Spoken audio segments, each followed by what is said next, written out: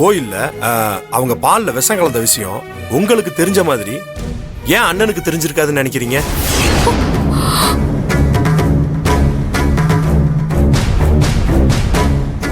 அண்ணன் அங்கதானே இருந்தாரு.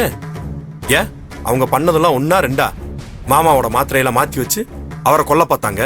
போதா குறைக்கு உங்க கையில சூடு வச்சு தீபாவளி ஃபங்க்ஷனவே கெடுத்து விட பார்த்தாங்க.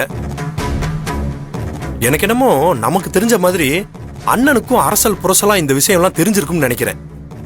இல்ல வேலு, மாமாவுக்கு அப்படி மட்டும் எதுவும் தெரிஞ்சிடக்கூடாது.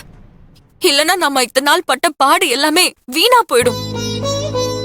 என்னதான் கீர்த்தி நமக்கு விரோதமா இவ்ளோ கெடுதல் பண்ணிருந்தாலும் நாம அதை பொறுத்துக்கிட்ட மாதிரி மாமாவால அதை தாங்கிக்கவே முடியாது.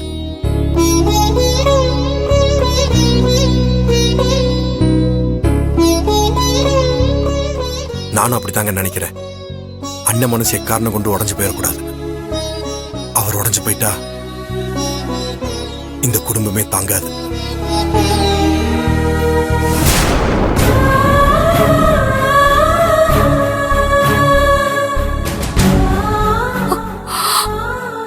அதுக்குள்ள நீங்க சொன்ன மாதிரி கெடுதல் நினைக்கிறவங்க மனசை எப்படியாவது மாத்தி ஆகணுங்க.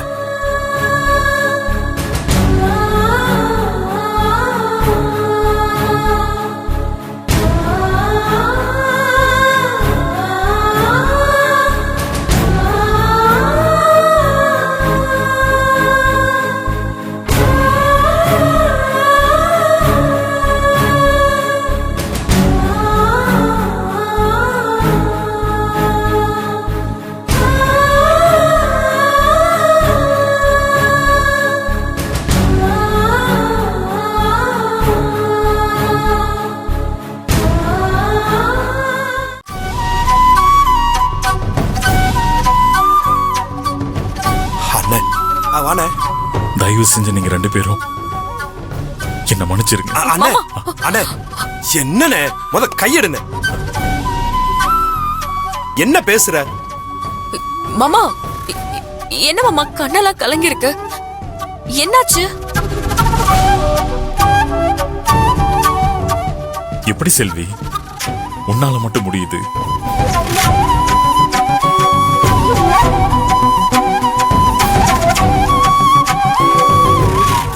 அப்பாவே கொலை பண்ண பார்த்தவன்.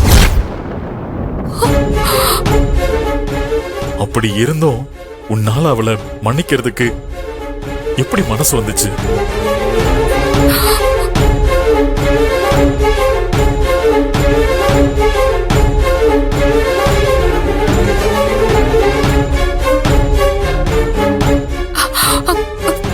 மாமா உங்களுக்கு எப்படி தெரியும்? எனக்கு எல்லாமே தெரியும்.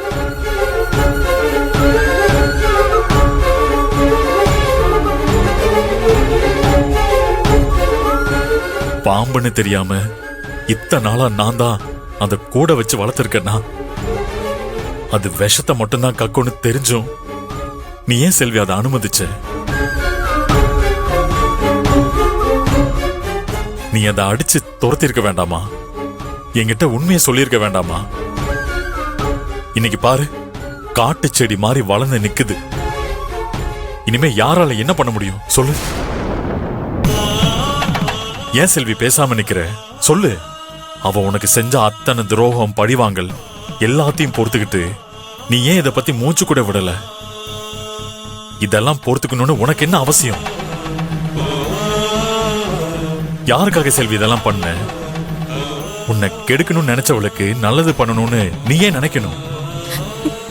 நீங்க இப்படி ஆயிடக்கூடாதுன்னு தான் மாமா இத பத்தி யார்கிட்டயுமே பேசல. உங்களோட மனசு பூ மாதிரி. அதுல இப்படி எல்லா விஷயத்தையும் சொல்லி நெருப்பள்ளி கொட்டுறதுக்கு யாருக்கு தான் மனசு வரும்?